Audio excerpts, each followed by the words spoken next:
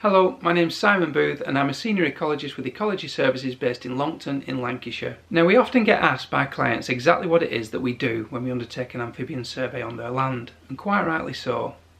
So with this in mind, we've decided to make a short video to guide you through the process of an amphibian survey, and tonight my colleague Sue and I are going to do just that. The survey round is essentially split into two parts, the evening survey and the dawn survey. The evening survey involves us visiting all the ponds within a survey area and setting bottle traps. We also revisit those ponds after dark to undertake the torchlight surveys. The morning survey involves us going back to all the ponds, collecting the bottle traps and recording any animals captured. We also undertake vegetation surveys of any plant species that we find growing within the ponds. Should any one of the survey methods be unavailable to us, we also have the option of undertaking netting surveys as well, and tonight's survey we will do just that. The data we collect will enable us to compile your report ready for submission to planning. However, the results of those surveys will dictate whether further surveys are required. For example, if great-crested newt is found to be present on one of the survey rounds, a further 2 survey rounds may be required depending on the scope of works. So please sit back and enjoy the video, and I'll see you again soon.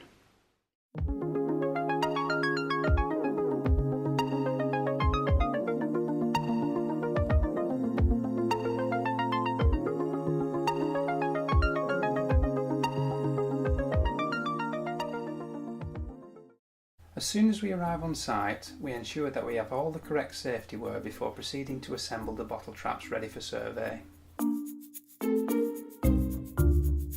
The bottle traps are made from 2-litre pop bottles with the top cut off and inverted into the top. A stick is then placed into the bottom of the bottle to anchor it securely to the pond.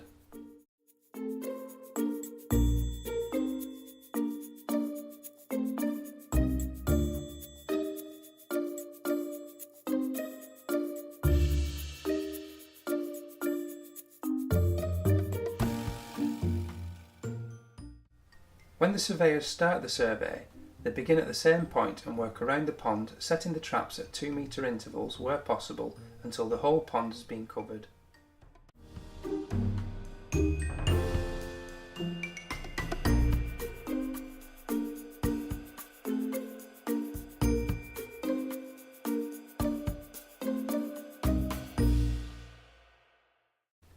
In this instance, 19 bottle traps were set, giving a total perimeter of 38 metres and 100% coverage of the pond.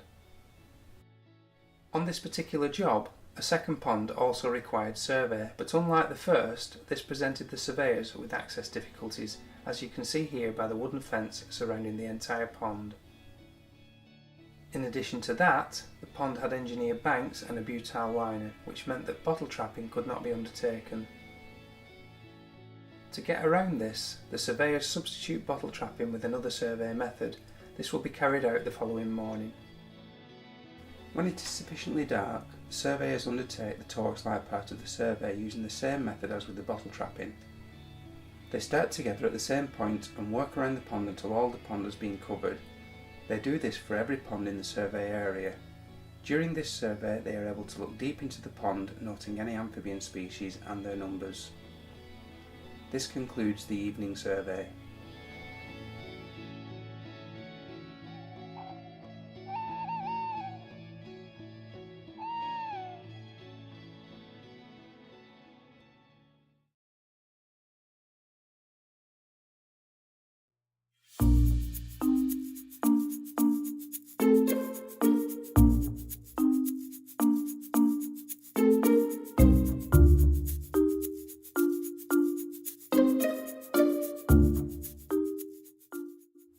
As soon as the surveyors arrived the following morning, they commenced straight away with collecting the bottle traps, noting any amphibian species or any other animals caught. During this survey, this particular pond was found to contain only small fish, which are quickly released without harm back into the pond.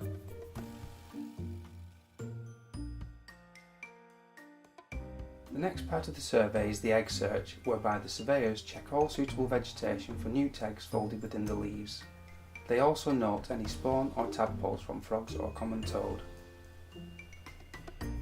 When the egg search is completed, the surveyor dismantles the bottle traps, and then both surveyors count them to ensure that all the traps have been retrieved. Because the second pond had access constraints, alternative survey methods have to be used. Because it was not physically possible to check the pond for newt eggs, the surveyors deployed artificial vegetation for the newts to lay eggs on, which can be retrieved easily. This method is also especially useful in ponds with limited vegetation.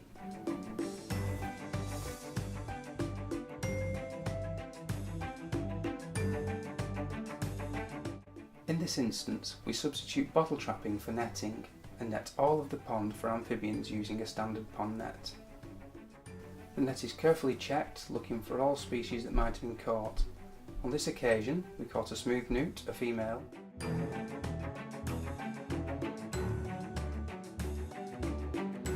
and also a common frog. When the animals have all been fully identified, they are put back into the pond where they belong. The surveyors continue to net the pond for the correct amount of time as per survey guidelines. This concludes the morning survey.